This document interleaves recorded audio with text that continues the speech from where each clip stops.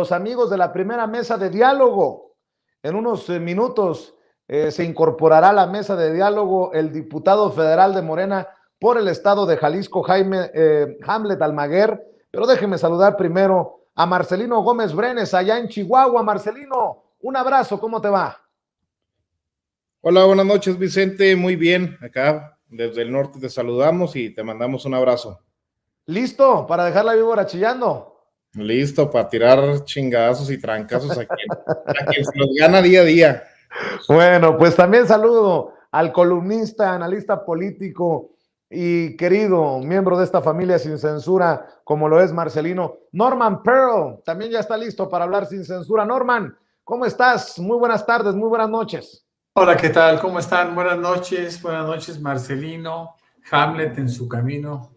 Y tú, Vicente, bueno, pues listos para platicar acerca de todas las cosas que han acontecido. Me llama la atención especialmente el tema de Gertz Manero y tengo alguna reflexión.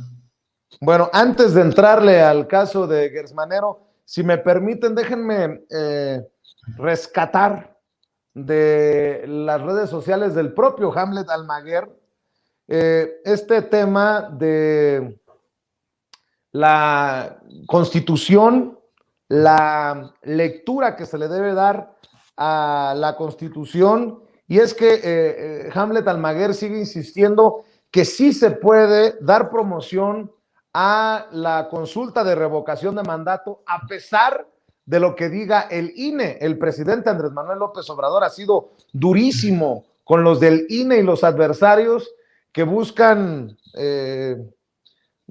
provocar que la gente no participe este 10 de abril. Hamlet Almaguer se posiciona ante este tema en un video que circula en redes sociales.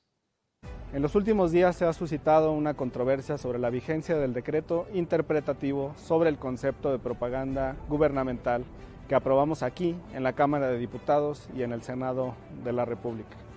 Hace algunos días, unos magistrados de la Sala Regional Especializada del Tribunal Electoral del Poder Judicial de la Federación determinaron la invalidez de esta norma. Realizaron esta acción fuera de sus facultades y atribuciones. Esta le corresponde en exclusiva a la Suprema Corte de Justicia de la Nación. Solo 8 ministras y ministros de la Suprema Corte, de un total de 11 integrantes, pueden decretar la invalidez de una norma. Las medidas cautelares dictadas por el INE, también siguiendo esta determinación de la Sala Regional, son igualmente inválidas por carecer precisamente de esas atribuciones. A los regidores, diputados locales, diputados federales, senadores de la República, alcaldes, gobernadores, a todos los actores políticos del movimiento que están impulsando el proceso de revocación de mandato para que siga nuestro presidente Andrés Manuel López Obrador, les quiero decir que estas determinaciones son inválidas y que solamente la Suprema Corte de Justicia de la Nación puede resolver en definitiva esta disputa legal. Hasta entonces, sigue vigente el decreto de este Poder Legislativo. Muy buenas tardes. Y es que, carambas, qué cosas con el INE, andan desatados, pues buscando que solo sus chicharrones truenen. El presidente Andrés Manuel López Obrador ha sido claro, contundente en la mañanera y creo que lo continuará haciendo el presidente de la República. Marcelino, ¿el INE contra el pueblo? ¿El INE contra la democracia? ¿O cómo se llama la novela? El INE, representante jurídico de los opositores y de los conservadores, Vicente, pero si ya dio luz verde Hamlet, pues ya nada más le vamos a mandar la cuenta de las multas que interponga el INE por todo el país. Hay que reconocerle esta gran batalla que está dando en defensa de los mexicanos, de las mexicanas, porque es increíble cómo este instituto se ha convertido pues en el brazo jurídico de la oposición pedorra y chafa que hay en el país. Veíamos ahora con esta nueva campaña de payasos que salen, según ellos, en contra del Tren Maya, pues a lo que se ha reducido la oposición. Los conservadores han pasado de tener pésimos cuadros políticos, de tener corruptos, cínicos, sinvergüenzas, asesinos en sus filas, ahora ser representados por verdaderos payasos como Eugenio Derbez. No tardamos unos cuantos meses para que Platanito y el perro Guarumo empiecen a ser los portavoces de la oposición. Es cada vez más gracioso, más chistoso, y tienen que valerse de pues esas instituciones que han estado históricamente al servicio de la mafia del ¿Qué no poder. te basta con Lili Telles o qué? ¿Qué no te basta con la comediante Lili Telles o qué? Ahí está el nivel de Platanito y de este tipo de personajes que, bueno, ya en su extraño mundo sueñan que pueden llegar a la presidencia de la República, y es otro factor muy importante, que ellos piensan que esto es temporal, Vicente, piensan que se va a ir el presidente López Obrador, que la Cuarta Transformación no va a poder terminar de fincar sus bases y que van a regresar al poder, y por eso tienen esta actitud, por eso no se organizan, por eso no promueven la participación de la revocación del mandato, porque si tuvieran la fuerza en el pueblo, si tuvieran la fuerza en el territorio, pues estarían aprovechando esta excelente herramienta que ya hubiéramos implorado hace algunos sexenios.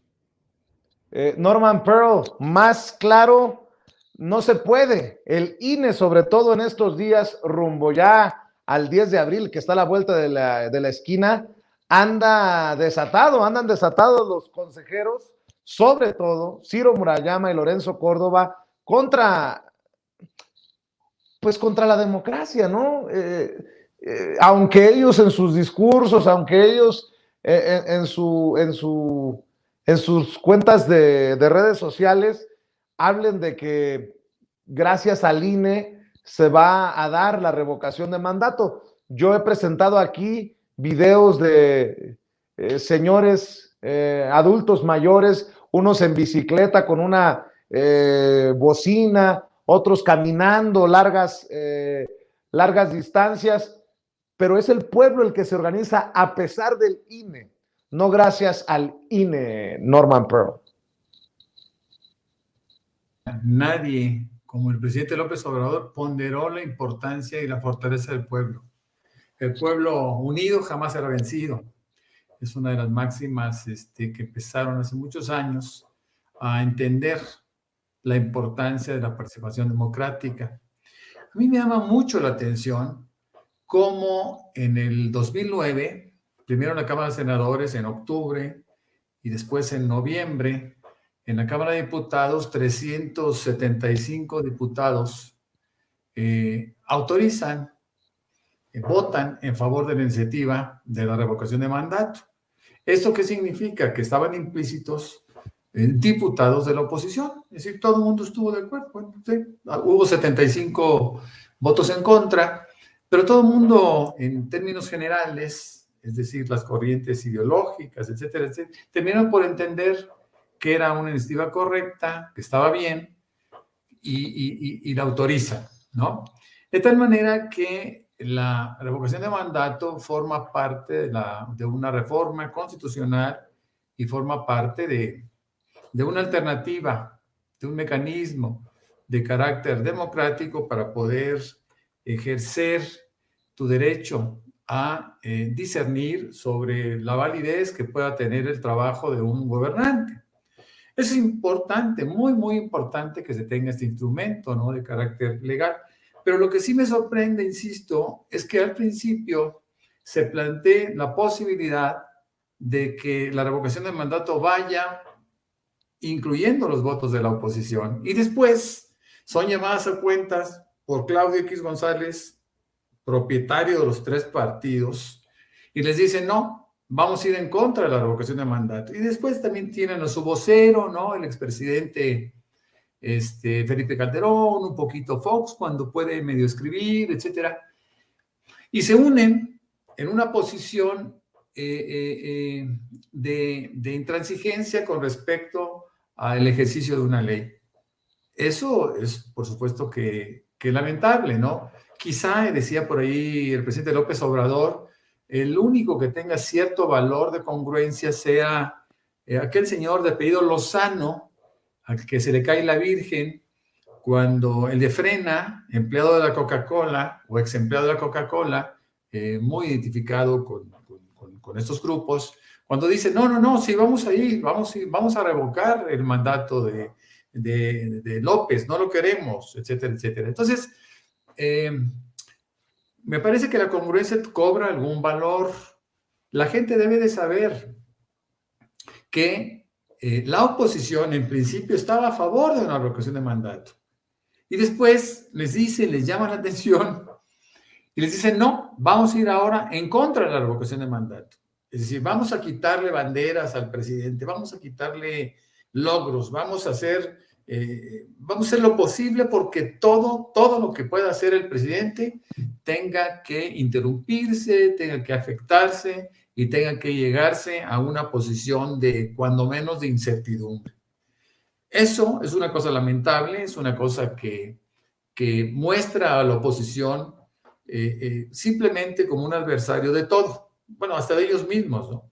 Y esto es algo que tenemos que tener en cuenta y que la gente tiene que tomar en cuenta para poder entender comportamientos, Vicente. Así es. Y mi querido Hamlet Almaguer, qué bueno que ya estás con nosotros. El diputado Hamlet Almaguer ya está en la mesa de diálogo. Revisábamos el video que circulabas en redes sociales. ¿Cómo están las cosas rumbo a la revocación de mandato con este INE censurador, Hamlet? Buenas noches, Vicente, a ti, a todo el auditorio de Sin Censura, por supuesto a mi amigo Marcelino y también a Norman. Qué bien se siente llegar a casa. Vengo saliendo de un debate con el vocal ejecutivo del INE aquí en el estado de Jalisco para demostrarles cómo están operando el fraude para que la ciudadanía no pueda votar este 10 de abril. Y si me permites, te voy a enseñar algo que mostramos hace unos momentos acá en televisión abierta en el estado de Jalisco. Mira, este es un mapa de dos comunidades. Girosto es una comunidad en el municipio de Villa Purificación que usualmente tiene una casilla en su plaza principal para que la gente pueda acudir a votar.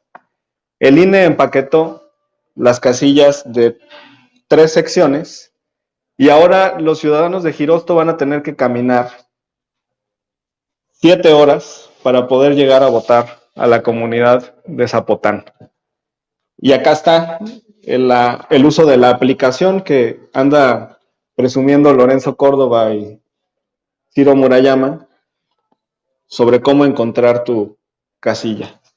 Entonces, pues estamos francamente preocupados porque hay un sesgo para que las personas que viven en zonas rurales de nuestro país no puedan ir a votar ese día. Y pues da la casualidad que en las zonas rurales es donde viven las personas de escasos recursos que han resultado con mucha simpatía además por el movimiento porque por primera vez se les está atendiendo como antes los gobiernos neoliberales no lo realizaban. Ese es un frente.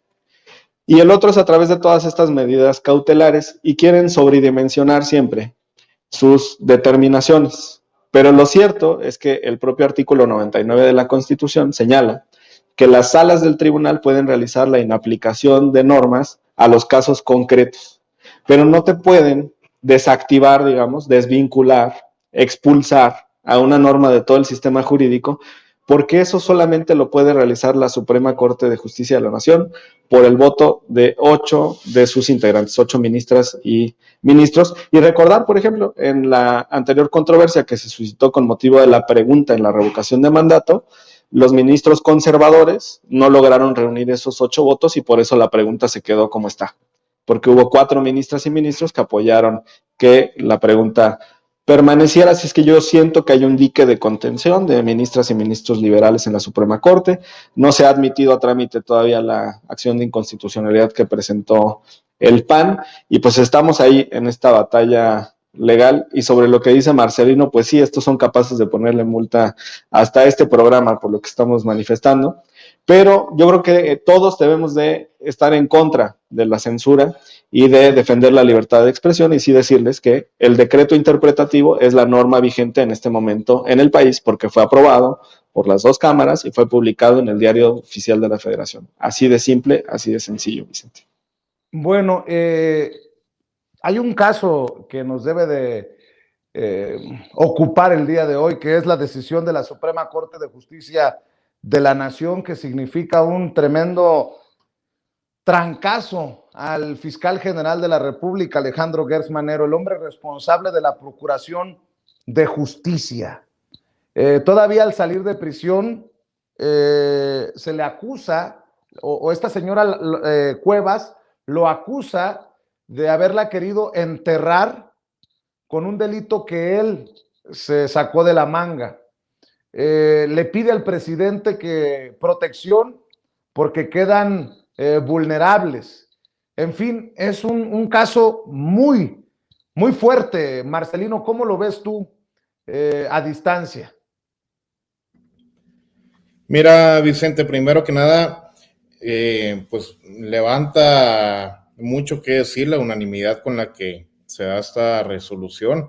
Eso es algo de lo que hemos venido hablando en las últimas semanas en tu programa, y es el no poder meter las manos al fuego por todos los colaboradores o todo el equipo que acompaña al presidente López Obrador y que se ha sumado y ha estado en este camino, la cuarta transformación. Yo creo que el caso de Gertz Manero ya ha sido muy discutido aquí. No hemos tenido los resultados que quisiéramos, el pueblo no ha tenido los resultados que exige, no ha tenido la fiscalía la misma velocidad que tiene el Ejecutivo, no tiene la misma velocidad y a lo mejor la misma visión del presidente López Obrador, y esta pues es una señal más para que pues también pintemos nuestra raya y podamos distinguir entre un colaborador, un trabajador del gobierno de México, entre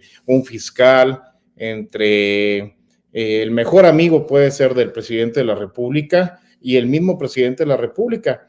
Las manos al fuego por el presidente, los demás, pues bueno, hay que tratarlos con pincitas, estar todos pendientes de las mismas compañeras y compañeros, y quien no esté dando resultados, y más aún quien esté traicionando los principios de la cuarta transformación, tiene que estar fuera, Vicente.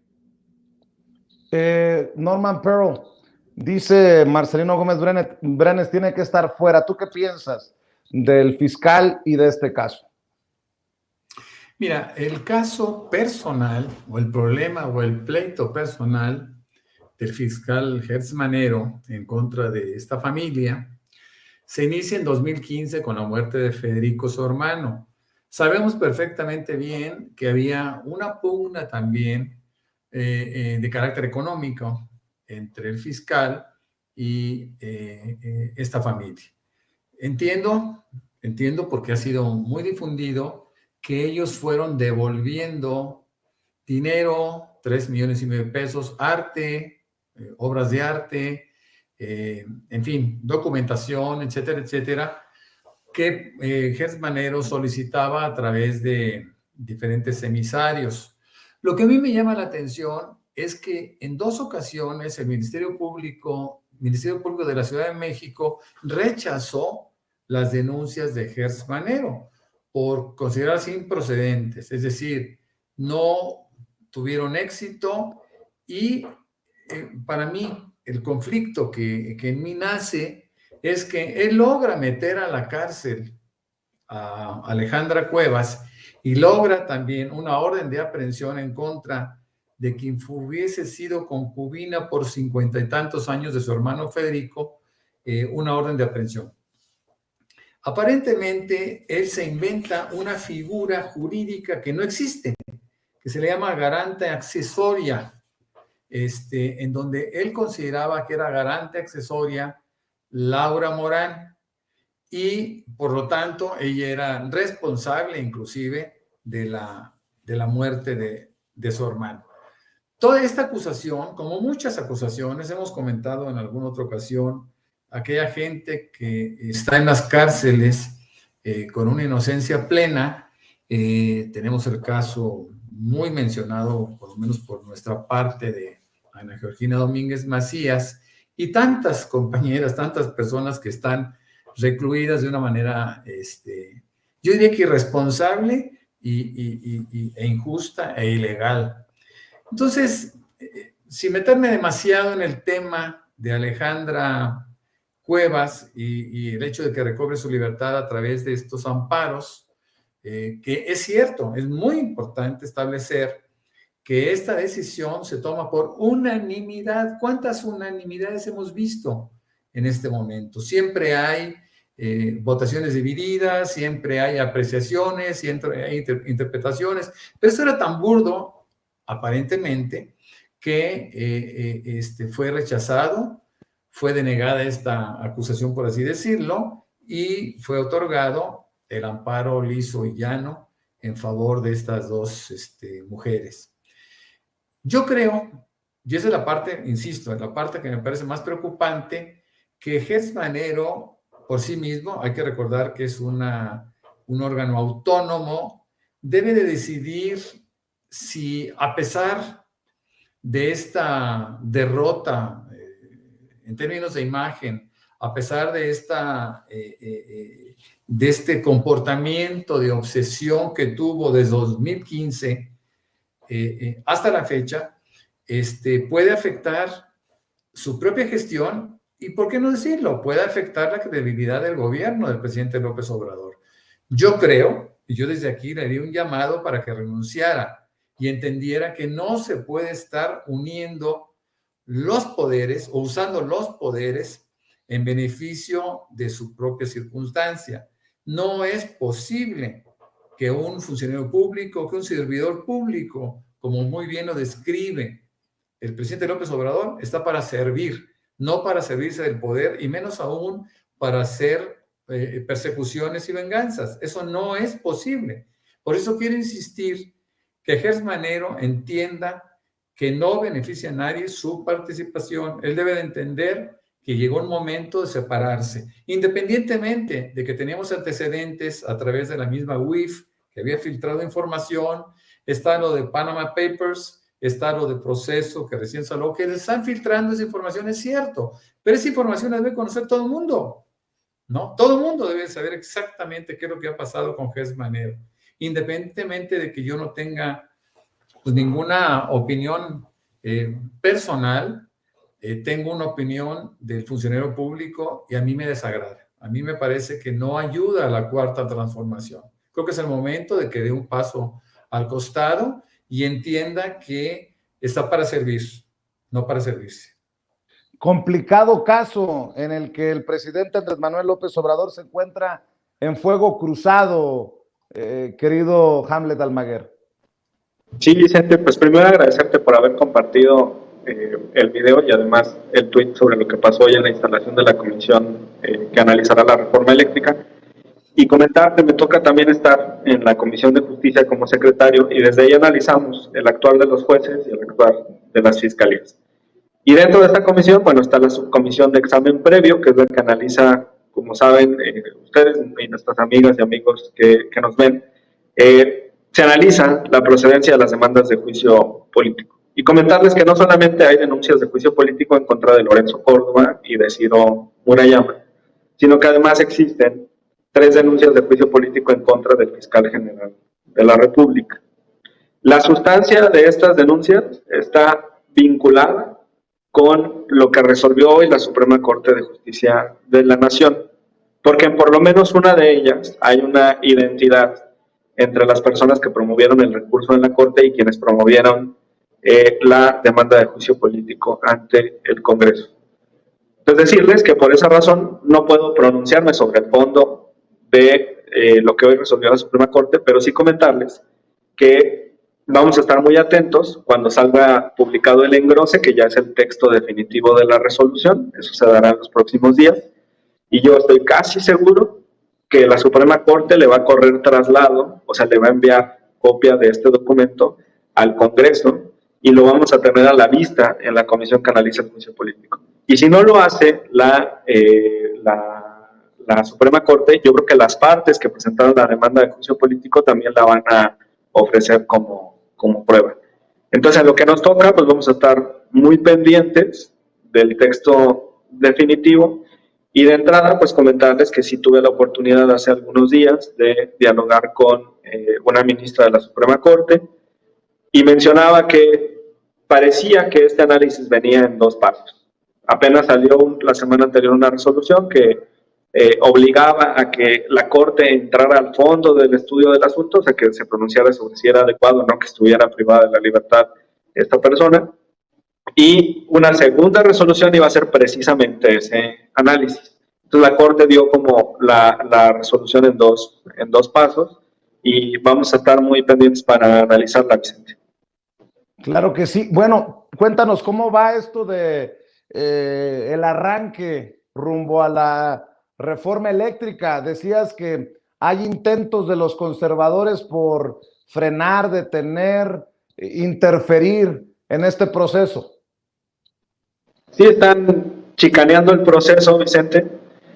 Adecuadamente, la mayoría, Morena, Partido del Trabajo, Partido Verde, nuestros aliados, propusimos en la Junta Directiva de las Comisiones Unidas, que es donde están los presidentes y secretarios, que nos instaláramos en sesión permanente. Esto nos va a permitir dos cosas muy interesantes. La primera, que la oposición no tenga oportunidades sucesivas, por ejemplo, para rompernos el cuerpo. Que no se reunieron los diputados suficientes, entonces las comisiones que van a analizar el dictamen no pudieron reunirse. Y la segunda, que haya continuidad en los trabajos. Porque no importa a la hora que terminemos de discutir, si terminamos a las 12 de la noche, 1 de la mañana, en ese momento el presidente de la comisión decreta de nueva cuenta el receso y él tiene la facultad exclusiva de determinar cuándo nos volvemos a reunir y no se requiere citar con la antelación que normalmente se establece.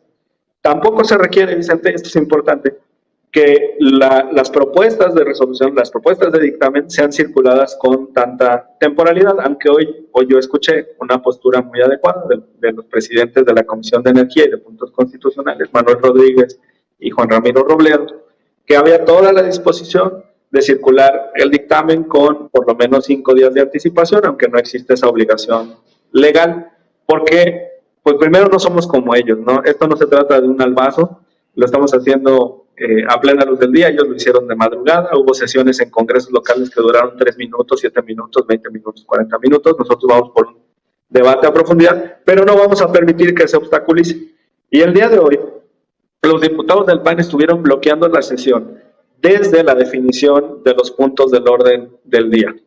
Y querían, por ejemplo, que no hubiera avance hasta tener el proyecto de dictamen. Lo que nosotros decimos es que como la sesión es única, porque es un conjunto, es permanente, no importa en este momento el proyecto de dictamen. Lo que importa es que ya se pudiera instalar y cuando el presidente de la comisión tenga bien entregarnos el dictamen, poder entrar al análisis de fondo. Comentarte también que hay 3 frentes para esta discusión. Y uno muy importante que a lo mejor no se ha atendido por todos los medios, es el que se está dando en la comisión que analiza los temas de recursos naturales, de medio ambiente, que es presidida por Karen Castrejón, la presidenta del Partido Verde, y donde hay una fuerte presencia de legisladores de Morena, porque ahí se va a emitir una opinión sobre la reforma eléctrica que se nos va a turnar a la Comisión de Puntos Constitucionales y de Energía, que son el segundo y el tercer frente. Pero hoy yo les quiero decir que hubo un avance sustancial porque nuestra sesión va a estar abierta de forma permanente y vamos a poder continuar con los trabajos sin que lo puedan obstaculizar los diputados de la derecha. Y lo que se viene, Norman Pearl, porque esta es la discusión del sexenio, desde mi perspectiva, la reforma eléctrica. Así que esperemos las sopilotadas, las carroñerías, todas las triquiñuelas que nos podamos imaginar y obviamente la guerra de narrativas también desde los medios de comunicación. Sí, por supuesto, eso es una reforma muy, muy importante que tiene además repercusiones de carácter económico, social, político y que nosotros tenemos que entender como una opción que se debe de defender de una manera abierta. Yo creo que la circunstancia de que en la Cámara de Diputados las comisiones estén estableciendo ya están en sesión permanente, según nos explica Hamlet, pero sabemos también que el día 4 se va a entregar el proyecto para que sea debidamente estudiado, etcétera, etcétera, y el día 13 se vote en el Pleno. A mí me parece que se tiene que tomar esta decisión con una responsabilidad muy importante por parte de todos los diputados, ¿no? Todos los diputados de repente cobran una relevancia especial en esta decisión, y su voto lo vamos a tener perfectamente bien ubicado, ¿no? Esto va a pasar a la historia como una decisión que se pudo tomar o que se tomó en favor del pueblo y sus necesidades. De tal suerte que deben entender también, y espero que el proyecto de alguna manera maneje esos comparativos que contrasten al resto de los países, cómo están viviendo con sus problemas energéticos, ¿no? Especialmente ha sido el ejemplo de España, el contraste más interesante para que podamos saber el valor de la soberanía que se debe de tener sobre esto, sobre la energía, incluyendo el litio. Entonces, bueno, creo que va a ser una decisión, una votación histórica, insisto, y cada diputado deberá de hacer consideraciones acerca de su propio prestigio, ¿no? Porque la historia lo va a consignar. Que así sea, mi querido Norman Pearl, no es para menos. Marcelino Gómez Brenes, ¿cómo ves esto que denuncia Hamlet Almaguer, estos conservadores que no se van a quedar de brazos cruzados? No, quieren sobre todo apagar la participación de la ciudadanía, como en todos los procesos, Vicente, y yo creo que como dirían los maoístas, tiene que haber en estos momentos una gran discusión en el seno del pueblo. La importancia de iniciar esta discusión previo al ejercicio de la revocación de mandato, pues es sumamente importante. Hay que generar calentamiento social para que la gente participe en contra o a favor, pero lo que necesita este país hace mucho tiempo es que el pueblo se involucre en las decisiones importantes y trascendentales del país. Y bueno, los conservadores, los panistas, priistas y compañía, pues lo dejan muy claro una vez más, están impidiendo que exista una verdadera democracia, están impidiendo, tratando de retrasar el avance de la cuarta transformación. Esperemos que no vayan más allá, no logren ese objetivo que se han planteado y que podamos generar esta actividad, este calentamiento social, esta participación de la gente que bastante falta nos hace. Así es, y bueno, ya que estamos en estos temas, déjenme plantearles también para que lo platiquemos, para cerrar, si me permiten, porque hay tantos temas. Un juez decidirá si es válida la disculpa de la alcaldesa Sandra Cuevas. Y es que este fin de semana circuló que los mandos policíacos consideraron que la disculpa pública de la alcaldesa en Cuauhtémoc no reúne las características de ley.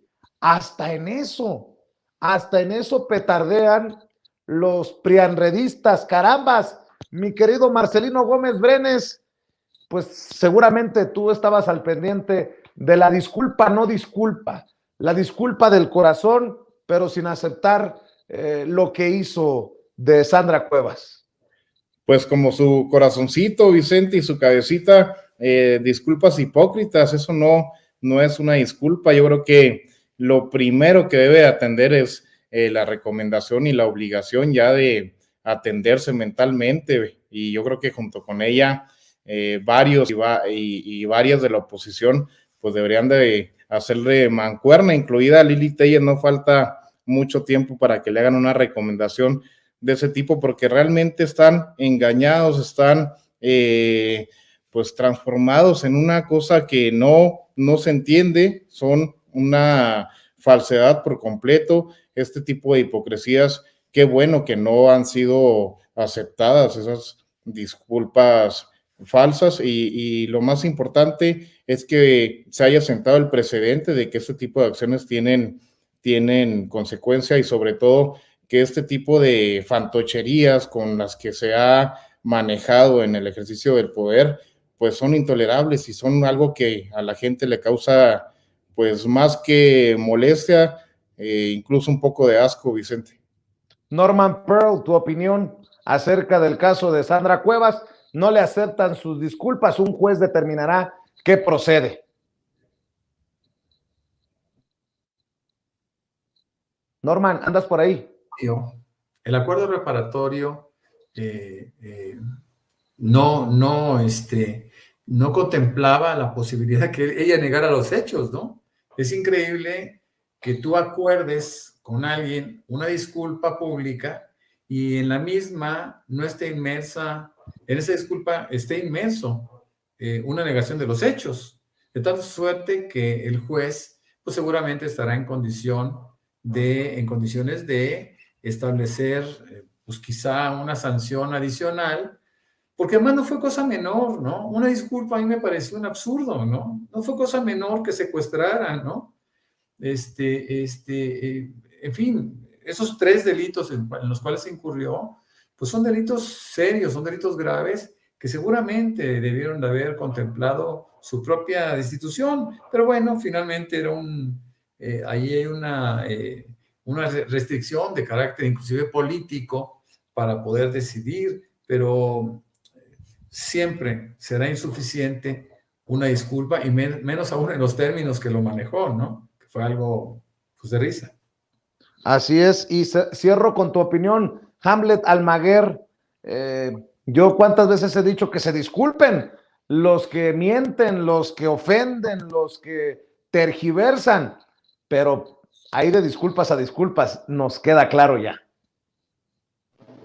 Pues yo creo que la mejor forma de disculparse sería con su renuncia, porque qué calidad moral para gobernar puede tener alguien con este precedente, porque ese tema pues ya nunca se lo va a poder quitar, quedó comprobado ante las autoridades judiciales lo que ocurrió, es culpable de esta situación y pues lo analizará este juez, pero además si los elementos de seguridad siguen en contra de esa calificación, o sea, aún si el juez lo validara, desde mi perspectiva ellos podrían presentar un juicio de amparo para poder combatir esa resolución si no es de su agrado. Entonces, esto todavía no se termina y va para largo. Pues mientras tanto decirles que ese es el modus operandi de la coalición de derecha. Son racistas, son clasistas, son prepotentes, no cumplen con la ley y además son hipócritas, Vicente. Querido Hamlet Almaguer, estamos al pendiente de lo que surja de la Cámara de Diputados, en donde estás jugando un papel importante rumbo a pues que se haga realidad la reforma eléctrica. ¿Por qué no cerramos invitando a la gente para que te siga en redes sociales y esté informada de tus esfuerzos? Muchas gracias, Vicente, gracias a todos los amigos de Sin Censura, a Norman, a Marcelino, un placer haber estado con ustedes. En Twitter, Facebook e Instagram me encuentran como Hamlet Almaguer y estamos también en varios frentes, reforma eléctrica, la reforma político-electoral, los temas del INE y ahora también el proceso de juicio político. Te informo que hoy me reuní con el director general de Asuntos Jurídicos de la Cámara y él ya le envió un oficio a los copresidentes de la Comisión de Examen Previo, la Subcomisión de Examen Previo, diciéndoles que él ya tiene los expedientes listos para poder entrar a estos análisis. Vicente, muy buenas noches. Estamos al pendiente. Norman Pearl, ¿en dónde te leen? ¿En dónde te buscan? ¿En dónde te apoyan las miles de personas que nos están viendo y escuchando? Norman F. Pearl, lo mismo que en Facebook, en la página, mi cuenta personal y en la cuenta de fanpage. También me pueden leer en Manifiesto 21 MX, en La Lupa MX y en Reporte 32 MX. Es un placer para mí siempre poder compartir contigo, Vicente, y por supuesto con Marcelino y Hamlet, que tanto aportan en este programa. Muchas gracias a todos. Gracias, Norman y Marcelino. Allá en Chihuahua, ¿en dónde te busca la gente en redes sociales? Muchas gracias, Vicente. Estamos en todas las redes sociales, Facebook, Twitter, Instagram y YouTube como Marcelino Gómez Brenes. Un abrazote para Norman y mucho ánimo. Un abrazo también muy grande para Hamlet. Hay que seguirles dando duro. Claro que sí. Un abrazo a todos. Que descansen. Buenas noches. Nos vemos pronto en otra mesa de diálogo aquí en Sin Censura. Buenas noches. Amigos, amigas, regresamos en breve. Pero mientras seguimos hablando sin pelos en la lengua, sin censura, usted puede suscribirse a nuestros 3 principales canales en YouTube. Sin Censura Media, en donde tenemos más de 1.600.000 suscriptores. Sin Censura TV, en donde tenemos más de 1 millón de suscriptores. Y en Sin Censura Presenta, en donde queremos llegar muy pronto a los 100,000 suscriptores. Si usted ya está inscrito en Sin Censura Media, suscríbase en Sin Censura TV. Si ya está suscrito en Sin Censura TV y Sin Censura Media, suscríbase a Sin Censura Presenta. Recuerde que es gratis, no tiene que sacar un solo centavo de su bolsillo para apoyarnos. Dele clic en la campanita para que los señores y señoras de YouTube envíen las notificaciones cuando estemos transmitiendo en vivo y en directo o estemos subiendo videos. También nos puede seguir en Twitter en @Vicente Serrano y hasta en Instagram. Ojo, también estamos en Instagram. Son nuestras redes sociales y con el apoyo de ustedes seguimos creciendo, porque con ustedes todo, sin ustedes nada.